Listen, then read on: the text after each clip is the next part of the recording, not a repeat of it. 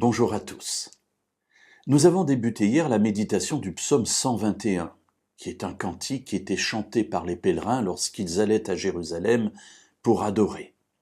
Et nous avons vu dans les versets 1 et 2 que le psalmiste se tourne vers l'Éternel, c'est-à-dire vers ce qui représente la présence de Dieu, le temple, au sommet de la colline de Jérusalem, en disant « C'est de lui que viendra mon secours, il est le Créateur du ciel et de la terre ».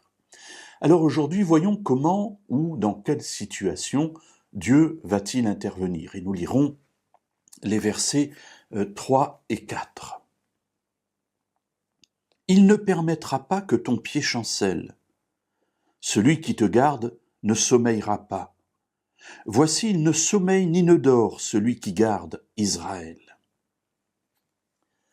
Alors tout d'abord, cette affirmation, « Il ne permettra pas que ton pied chancelle ».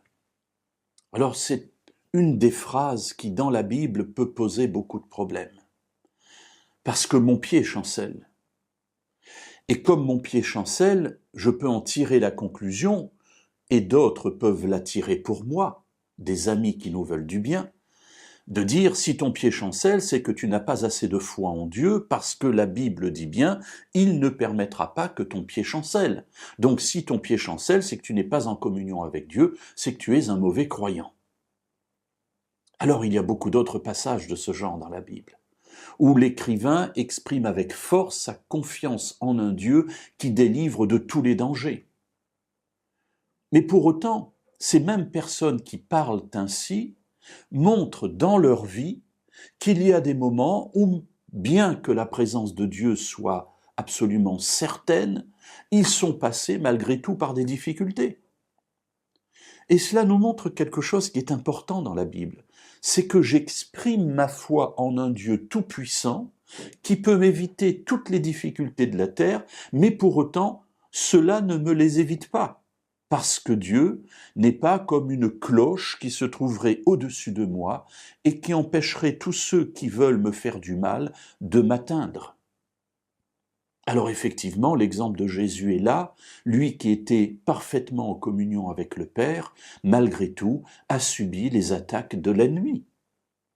Et cela est vrai pour tous les grands personnages de la Bible. Ainsi, lorsque nous lisons ces passages, il ne faut pas les prendre tels quels à 100%. Ils sont à 100% l'expression de notre foi en un Dieu qui peut nous délivrer, comme les Hébreux au bord de la fournaise du temps de David, qui disent à Nebuchadnezzar, « Notre Dieu est capable de nous délivrer ». C'est la certitude, c'est l'affirmation de la foi. Mais même s'il ne nous délivre pas, on n'adorera pas les faux dieux. Voilà, on sait ce qu'est la vie. On sait que Dieu n'intervient pas dans toutes les situations. La vie se déroule selon ses propres règles. Dieu intervient parfois, mais ce dont nous sommes sûrs, c'est qu'il est notre roc et que nous pouvons compter sur lui en toute occasion.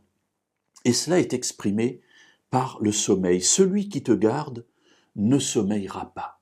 Il n'est pas comme les dieux païens, comme les dieux Baal, où Élie dit à ses serviteurs, à ses prêtres, criez plus fort, il est peut-être en voyage, peut-être qu'il dort. Le Dieu d'Israël, lui, ne dort pas. Voici, il ne sommeille ni ne dort, celui qui garde Israël.